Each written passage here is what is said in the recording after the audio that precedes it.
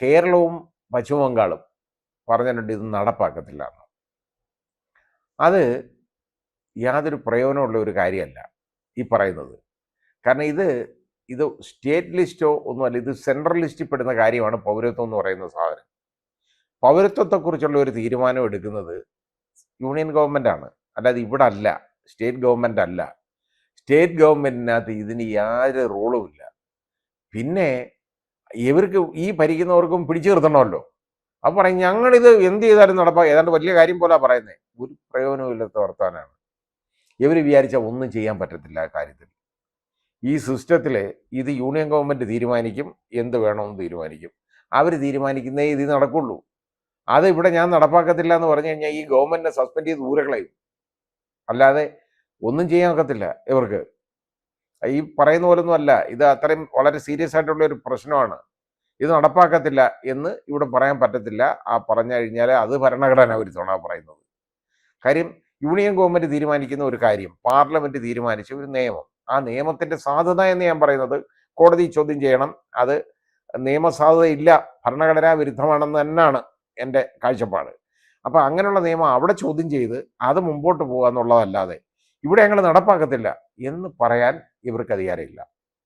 State ഗവൺമെൻറ്റുകൾക്ക് ഒരു അധികാരമില്ല. ഇത് ചുമ്മാതെ ആളുകളുടെ കണ്ണിൽ പൊടിയിടാൻ വേണ്ടിയുള്ള ഒരു പ്രഖ്യാപനം, അത് വെച്ചുള്ള ഒരു മുതലെടുപ്പ് അതിനിടയിൽ എന്നുള്ളതല്ലാതെ ഈ പറയുന്നതിൽ ഒരർത്ഥമില്ല. ഇവിടെ കോൺഗ്രസ് ഭരിച്ചാലും കമ്മ്യൂണിസ്റ്റ് ഭരിച്ചാലും ആര് ഭരിച്ചാലും അവർക്ക് പറയാൻ ഒക്കത്തില്ല യൂണിയൻ ഗവൺമെൻറ് സെൻട്രൽ ലിസ്റ്റിലുള്ള ഒരു കാര്യത്തിൻ്റെ ഒരു തീരുമാനം എടുത്തു കഴിഞ്ഞാൽ അത് ഇവിടെ ഇംപ്ലിമെൻ്റ് ചെയ്യത്തില്ല എന്ന് ഇവർക്ക് പറയാൻ പറ്റത്തില്ല. തെറ്റാണ്, പറയാൻ പറ്റത്തില്ല, ബുദ്ധിമുട്ടാണ്.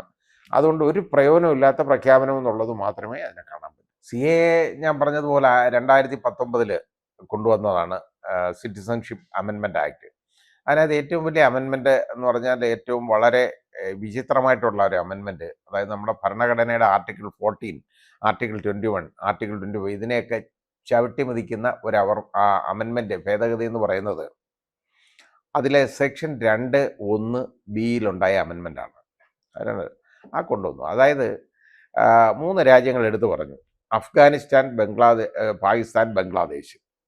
ഈ 3 രാജ്യങ്ങളിൽപ്പെട്ട അവിടുത്തെ മൈനോറിറ്റീസ്, അവിടുന്ന് പുറത്താക്കപ്പെടുന്ന ആളുകൾ, അവിടെ പൗരത്വമില്ലാത്ത ആളുകൾക്ക്, അവിടുത്തെ നിന്ന് വെളിയിലാക്കപ്പെടുന്ന മൈനോറിറ്റീസ്, അവിടെ പൗരത്വം ഇല്ലെന്നുള്ളതല്ല, അവിടുത്തെ മൈനോറിറ്റീസ്, അവർ ഇന്ത്യ വന്നു കഴിഞ്ഞാൽ കേട്ടോ, അതായത് 2014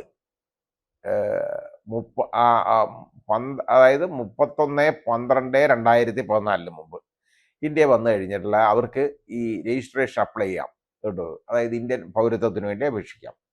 അത് ആർക്കൊക്കെയാണ്? ആ മൈനോറിറ്റീസ് എന്ന് പറയുന്നതിനകത്ത് എടുത്തു പറഞ്ഞിട്ടുണ്ട് മുസ്ലിം ഇതര കമ്മ്യൂണിറ്റീസാണ്. അതായത് മുസ്ലിങ്ങൾക്ക് പറ്റത്തില്ല.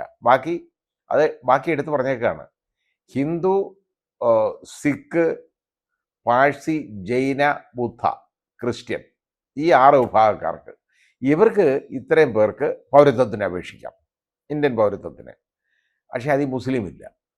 മനഃപൂർവ്വം ഒരു കമ്മ്യൂണിറ്റിയെ ഒഴിവാക്കി അവരെ ഹരാസ് ചെയ്യുക എന്നുള്ളതും അതൊരു പ്രഖ്യാപിത നയമായിട്ട് കൊണ്ടു നടക്കുകയാണ് BJP. അവരെ ഒഴിവാക്കുക, അവരെ ഈ സമൂഹത്തിൽ ഇടിച്ചു താഴ്ത്തുക, അവരുടെ അന്തസ്സ്. ഇപ്പോൾ ഇതുകൊണ്ടൊന്നും സംഭവിക്കാതിരിക്കത്തില്ല. വേറെ കുഴപ്പമുണ്ട്, കോൺസെൻട്രേഷൻ ക്യാമ്പുകൾ പലയിടത്തും ഉണ്ടാക്കുന്നുണ്ട്, സംഭവിക്കുകയൊക്കെ ചെയ്യും, പ്രശ്നമൊക്കെ ഉണ്ട്. പക്ഷേ എന്നാൽ ഇത് സംഭവിച്ചില്ല എന്നിരിക്കട്ടെ. ഇവർ പറയുന്ന പോലെ ഒന്നും സംഭവിക്കത്തില്ല എന്ന് പറയുന്നു. ഒന്നും സംഭവിക്കത്തില്ല, ഇങ്ങനെ ഒരു സാധനം കൊണ്ടുവരണ്ടല്ലോ. അപ്പോൾ ഇത് കൊണ്ടുവന്ന എന്തിനാണ്?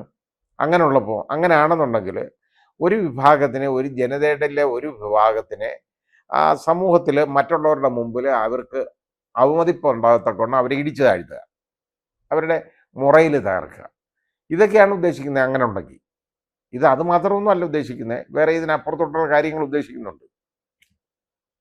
അപ്പോൾ ഇത് കൊണ്ടുവന്നു, വലിയ പ്രശ്നമുണ്ടായി. അപ്പോൾ എന്താ, അത് സുപ്രീം കോടതിയിൽ അതിന് ചലഞ്ച് ചെയ്തുകൊണ്ട് കേസിന് പോയിട്ട് അവരത് ഇത് സ്റ്റേ ചെയ്യണമെന്ന് പറഞ്ഞു. അപ്പോൾ ഇങ്ങനെ ഒരു അമെൻമെൻറ്റ് ഇതുപോലെ സ്റ്റേ ചെയ്യണമെന്നുണ്ടെങ്കിൽ അത് വളരെ ഒരു സ്ട്രിക്റ്റ് ആയിട്ടുള്ള ഒരു കാര്യമാണ്. അത് നോക്കും, വളരെ നല്ല ഇതായിട്ട് അതിൻ്റെ അത്യാവശ്യം ഉണ്ടെങ്കിൽ മാത്രമേ അത് സ്റ്റേ ചെയ്യാറുള്ളൂ. അപ്പോൾ സുപ്രീം കോടതി ചോദിച്ചു, നിങ്ങളിപ്പോൾ ഇത് നടപ്പാക്കുന്നുണ്ടോയെന്ന് ചോദിച്ചു. ഇല്ല, ഇത് കൊണ്ടുവന്നേ ഉള്ളൂ, നടപ്പാക്കുന്നില്ല. ഇപ്പോൾ നടപ്പാക്കുന്നില്ല, അതിന് നോട്ടിഫിക്കേഷൻ വേണം, റൂൾസ് ഫ്രെയിം ചെയ്യണം, അതൊന്നും ആയിട്ടില്ല. അപ്പോൾ ഇപ്പോൾ ആവശ്യമില്ല. അതുകൊണ്ട് മാത്രമാണ് ഇതിന് സ്റ്റേ കിട്ടാത്തത്. അല്ലെങ്കിൽ ഇത് സ്റ്റേ ചെയ്യുമായിരുന്നെന്നാണ് എൻ്റെ വിശ്വാസം. സ്റ്റേ ചെയ്യപ്പെടേണ്ട ഒരു കാര്യമാണ്. കാരണം അത് ഭരണഘടനാ വിരുദ്ധമാണ് എന്നുള്ളത് നമ്മൾ ഭരണഘടന മറിച്ചു നോക്കുന്ന ആളുകൾക്കറിയാം. ആർട്ടിക്കിൾ 40 നഗ്നമായ ലംഘനമാണ്, ആർട്ടിക്കിൾ 21 ലംഘനമാണ്, ആർട്ടിക്കിൾ 25 ലംഘനമാണ്. മതത്തിൻ്റെ അടിസ്ഥാനത്തിലുള്ള വിവേചനം, അതുപോലെ തന്നെ ആർട്ടിക്കിൾ 15 ഇതിൻ്റെ എല്ലാം ലംഘനമാണിത്. അപ്പോൾ അങ്ങനെ വരും. അപ്പോൾ ഇതുകൊണ്ട് അത് അപ്പോൾ സ്റ്റേ ചെയ്തിട്ടില്ലല്ലോ, ഇതുവരെ സ്റ്റേ കിട്ടിയിട്ടില്ലല്ലോ എന്ന് ഇരുന്നുകൊണ്ട് ഓരോരുത്തർ പുലമ്പുന്ന നമുക്ക് കേൾക്കാം. അതിൻ്റെ കാരണം ഇതാണ് എന്നുള്ളത് മനസ്സിലാക്കാതാണ് ഈ പറയുന്നത്. അപ്പോൾ ഇത് പെട്ടെന്ന് ഇതിങ്ങോട്ട് കൊണ്ടുവരാൻ കാര്യം എന്തുവാണെന്നറിയോ? ഇതിപ്പോൾ രണ്ട് ഉദ്ദേശങ്ങളാണ്. ഒന്ന്, ഈ ഇലക്ട്രൽ ബോണ്ട്, അതായത് ഇത്രയും പണം പിടിച്ചു വരച്ച വിവരം പുറത്താവുമ്പോൾ അതിൽ നിന്ന് ആളുകളുടെ ശ്രദ്ധയൊന്ന് മാറ്റണം, അതിൻ്റെ അപ്പുറത്തോട്ടുള്ളൊരു ബോംബിടണം എന്നുള്ളതാണ്. ഇതിനകത്ത് കടിപിടി കൂട്ടി ജനങ്ങൾ ഈ ഇലക്ഷൻ്റെ സമയത്ത് സമയം കളയരുതെന്നാണ് എനിക്ക് പറയാനുള്ളത്. കാരണം ഇത് കൊണ്ടിപ്പോൾ വലിയ കാര്യങ്ങളൊന്നുമില്ല. ഏതായാലും ഇവിടെ ആക്ഷേപം മുസ്ലിങ്ങൾക്ക് കിട്ടാനുള്ളത് അവർ വാങ്ങിയെടുത്തു, അവർക്ക് കിട്ടി, കൊടുത്തു. വാങ്ങിയെടുത്തല്ല, അവർക്ക് കൊടുത്തു. 2019 തന്നെ ഈ അമെൻമെൻറ്റ് വന്നതോടുകൂടി ഇനി അത് നടപ്പാക്കുക, മുമ്പോട്ട് കൊണ്ടുവരിക എന്നുള്ളതിന് മാത്രമേ ഉള്ളൂ. അതിനകത്ത് നിയമപരമായിട്ടുള്ള കാര്യങ്ങൾ ചെയ്യണം, അതാ വേണ്ടത്. അതിന് സുപ്രീം കോടതിയുണ്ട്, അവിടെ സമീപിക്കണം. ഇത് നടപ്പാക്കുന്നു, ഇത് മുഴുവൻ കള്ളം പറഞ്ഞാണ്, നേരത്തെ നടപ്പാക്കുന്നില്ല എന്നൊക്കെ പറഞ്ഞ് കൊടുത്തതാണ്. അപ്പോൾ ഇത് കൊടുത്ത് അതിന് സ്റ്റേ വാങ്ങണം, ചെയ്യണം. അല്ലെങ്കിൽ അതിൻ്റെ നടപടികളുമായിട്ട് മുമ്പോട്ട് പോകണം. ആ രീതി അത് പോകുന്നതിന് പകരം ഒരു കാരണവശാലും ഈ ഇലക്ട്രൽ ബോണ്ടുകളുടെ കൂടെയുള്ള ഈ അഴിമതി അത് മൂടി വെക്കാനുള്ള ഒരു അവസരമായിട്ട് ഇത് വിനിയോഗിക്കാൻ ഒരിട BJPക്കും കേന്ദ്ര ഗവൺമെൻറ്റിനും കൊടുക്കാൻ പാടില്ല. കാരണം ഇലക്ഷൻ വരാൻ പോവുകയാണ്. മാത്രമല്ല, നമുക്കാർക്കും അറിഞ്ഞൂടെ ഇലക്ഷൻ എന്ന് വരുമെന്ന്, ഇലക്ഷൻ കമ്മീഷന് പോലും അറിഞ്ഞൂടെ ഇലക്ഷൻ എന്ന് വരുമെന്ന്. പക്ഷേ ഇന്നലെ ഒരു BJP നേതാവ് വരുന്നുണ്ട് പറയുന്നത് കേട്ടോ, അങ്ങ് പറഞ്ഞു പോയത് അബദ്ധം പറ്റി കേട്ടോ, 13-ാം തീയതി ഇലക്ഷൻ പ്രഖ്യാപിക്കാനിരിക്കല്ലേ ആണോ എന്ന് ചോദിച്ചപ്പോഴാണ്, അല്ല ആയിരിക്കുമല്ലോ, പിന്നെ അന്നേരം മനസ്സിലായി, കുഴപ്പം മനസ്സിലായി. അപ്പോൾ ഇതറിയാവുന്ന BJPക്കേ ഉള്ളൂ ഈ ഇലക്ഷൻ എന്ന് വരും എന്നാണ്. അങ്ങനെ 13-ാം തീയതി പ്രഖ്യാപിക്കുമെന്ന് അയാളുടെ വാക്കുകളിൽ നിന്ന് കാണുന്നു കേട്ടോ. ഇതാണ് കാര്യം. ഇരുന്നങ്ങ് പറഞ്ഞു പോയി, 13-ാം തീയതി ഏതായാലും ഇലക്ഷൻ പ്രഖ്യാപിക്കാൻ പോകും. 13-ാം തീയതി പ്രഖ്യാപിക്കുന്നുണ്ടോ ഇലക്ഷൻ ചോദിച്ചപ്പോഴാണ് മനസ്സിലായി അങ്ങനെ കുഴപ്പമായിപ്പോയല്ലോ എന്ന്. അപ്പോൾ അദ്ദേഹത്തിൻ്റെ വാക്കുകൾ കടമെടുത്താൽ നാളെ ഇലക്ഷൻ പ്രഖ്യാപിക്കും കേട്ടോ. അപ്പോൾ വേറെ നിവൃത്തിയില്ല. ഇപ്പോൾ ഇലക്ട്രൽ ബോണ്ടിൻ്റെ കാര്യത്തിൽ ജൂൺ 30 വരെ നോക്കി അതൊന്ന് അമർത്താമെന്ന് വിചാരിച്ച് നടക്കുന്നില്ല. അതിനുവേണ്ടിയാണ് ഇത്രയിട്ട് അഴിച്ചത്. അല്ലെങ്കിൽ ഇവർ ഒരു പണ്ടേ ഇലക്ഷൻ പ്രഖ്യാപിച്ചാനേ.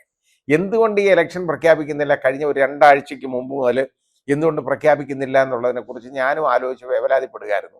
ഈ ഇലക്ഷൻ എന്താ പ്രഖ്യാപിക്കാത്ത? ഇവരുടെ സ്വഭാവം അനുസരിച്ച് അവർക്കൊരു നല്ല കാലാവസ്ഥ ഉണ്ട് എന്നുള്ളൊരു തോന്നലൊക്കെ ഉണ്ട്. വളരെ വലിയ, കാരണം രാമക്ഷേത്രം പണിഞ്ഞു കഴിഞ്ഞു, അവിടെ പൂജ ഒക്കെ പ്രധാനമന്ത്രി തന്നെ എല്ലാം റെഡിയാക്കി ചെയ്തു കൊടുത്തു.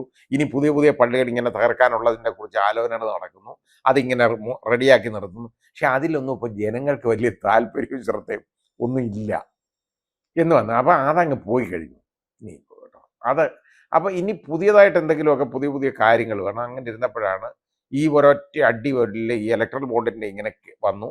അതിനെതിരെ വീതി വന്നിട്ട് ഇത് പുറത്താക്കണം. അതുകൊണ്ടാണ് ഇത് മിണ്ടാതെ ഇപ്പോൾ ഇലക്ഷനെ കുറിച്ചൊന്നും പ്രഖ്യാപിക്കാതെ വെച്ചുകൊണ്ടിരുന്നത്. പക്ഷേ അത് ഇന്നലെ വരെ നോക്കിയതാ. ഇന്നലെ എങ്കിലും ഒരു പ്രതീക്ഷ ഉണ്ടായിരുന്നു, ചിലപ്പോൾ ഇതങ്ങ് നടന്നു പോകുന്നു. ഇങ്ങനെ ഈ സുപ്രീം കോടതിയിൽ ഇരിക്കുന്ന പൊട്ടന്മാരാണ്, അവർ അനങ്ങാതെ ഇത് കൊടുക്കും എന്നുള്ളൊരു ധാരണയുണ്ടായിരുന്നു. വിധി പ്രഖ്യാപിച്ചാണ്, ഇന്ത്യയിലെ പരമോന്നത കോടതി പ്രഖ്യാപിച്ച വിധിയാണ്. ആ വിധി നടപ്പാക്കാതെ, അതൊന്നും കൊടുക്കാതെ SBI കൊണ്ട് പതുക്കെ ഒരു അപേക്ഷ കൊടുപ്പിച്ചു. അവർക്ക് വലിയ ജോലിഭാരമാണ്, അവർക്ക് ഇവിടുന്ന് രാവിലെ പകലാവും, രാത്രി ഈ നേരെ ഇരുട്ടും. ഇതൊക്കെ പറഞ്ഞാൽ അത് അങ്ങ് അടപ്പൂരി എങ്ങനെയെങ്കിലും രക്ഷപ്പെട്ടു പോകാം എന്നുള്ള ഒരു ധാരണയിലാണ് ഒരു പ്രശസ്തനായ അഭിഭാഷകനെ കൊണ്ട് അത് അങ്ങോട്ട് വാദിപ്പിക്കാൻ പോയത്. ഇന്നലെ അത് എടുത്തപ്പം മുതൽ തന്നെ കാര്യങ്ങൾ മനസ്സിലായി. അതിൻ്റെ കാര്യം,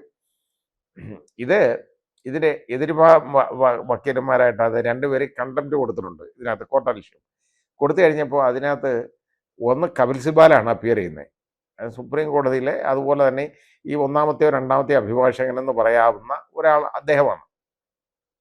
അപ്പോൾ ഞങ്ങൾക്ക് ചിലത് പറയാനുണ്ടെന്ന് പറഞ്ഞു, here we are going to dictate a judgment, ഞങ്ങളൊരു ഓർഡർ ഡിക്റ്റേറ്റ് ചെയ്യാൻ പോവാണ്.